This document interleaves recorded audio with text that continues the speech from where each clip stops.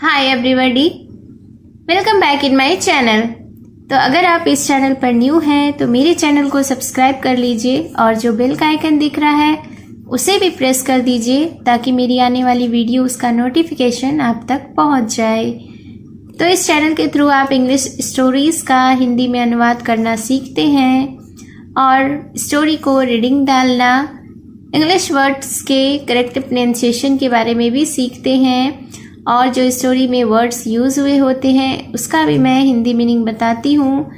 तो आप इस चैनल के थ्रू अपने नॉलेज को, अपने वर्ड्स पावर को बढ़ा सकते हैं।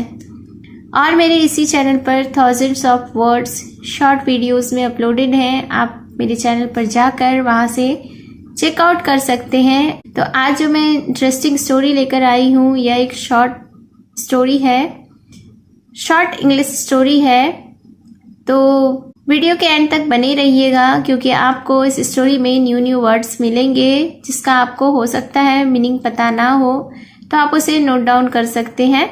और अगर आपको यह स्टोरी पसंद आए, मेरा यह प्रयास पसंद आए तो लाइक, कमेंट एंड शेयर ज़रूर करिएगा। तो आज का जो स्टोरी है इसका टाइटल है king Bruce and the spider, Raja Bruce और मकड़ी। So let's begin the story. Once, Robert Bruce, who ruled Scotland, lost the battle of the King of England. क्या मतलब हुआ इसका? सबसे पहले इसके वोकैबुलरीज को देखते हैं। वंस का अर्थ होता है एक बार, रूल्ड यानी कि राज्य किया, बैटल का अर्थ होता है युद्ध। तो इस सेंटेंस का अर्थ हुआ कि एक बार रॉबर्ट ब्रूस, जिसने कि स्कॉटलैंड पर साम्राज्य किया था या राज्य किया था, तो वह इंग्लैंड के राजा से युद्ध हार गया। He had to save his life and so he took refuge in a cave in the jungle. Refuge का अर्थ होता है शरण, केव का अर्थ होता है गुफा, सेव यानी कि बचाना।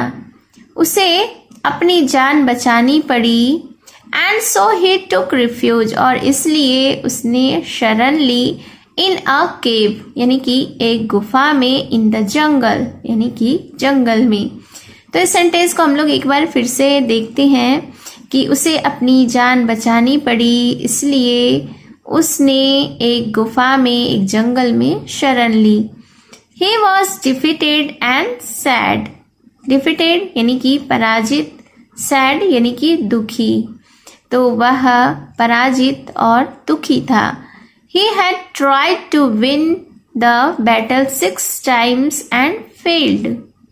उसने युद्ध को जीतने का 3 बार कोशिश किया था लेकिन वह असफल रहा। He did not want to try any more. वह अब और प्रयास करना नहीं चाहता था। Sitting alone, he spotted a spider. Sitting alone यानी कि sitting यानी कि बैठना, alone यानी अकेले। तो अकेले बैठे हुए उसने एक मकड़ी देखी।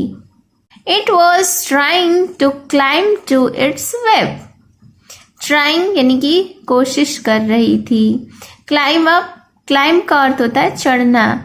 तो जो ये चींटी थी वह अपने जाल में चढ़ने की कोशिश कर रही थी। Bruce counted the number of times it tried and fail, और ब्रूस ने क्या किया कि काउंट किया यानी कि गिना।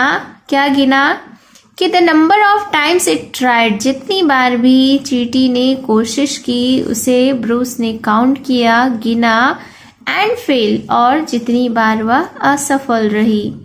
1 2 3 4 5 6 यानी कि 1 2 3 4 5 6, and then the 7th time it was successful, और तभी 7वें बार यह सफल हुई। ब्रूस थॉट यानी कि ब्रूस ने सोचा, look at this little spider, it did not give up. उसने क्या सोचा कि देखो इस छोटी सी मकड़ी को जिसने की हार नहीं मानी। I will also not give up. मैं भी हार नहीं मानूंगा। King Bruce called his army and fought the battle once more. फिर क्या हुआ कि राजा ब्रूस ने अपनी सेना को बुलाया और युद्ध को एक बार फिर से लड़ा। This time he won the battle and regained his throne. और इस बार इस समय he won the battle यानी कि उसने युद्ध जीत लिया and regained his throne और अपनी सिंहासन फिर से हासिल कर लिया। So this was the story. ये स्टोरी राजा ब्रूस के बारे में थी। तो आपको ये स्टोरी कैसी लगी और आप इस जगह से देख रहे हैं कमेंट में ज़रूर बताइए ताकि मुझे और ज़्यादा करेज मिले और मैं ज़्यादा से ज़्यादा वीडियो अपलोड करूं इन्फॉर्मेटिव वाली। तो मिलती हूँ मैं फिर से एक न्यू इंटरेस्टिंग स्टोरी के साथ। Till then take care and bye bye.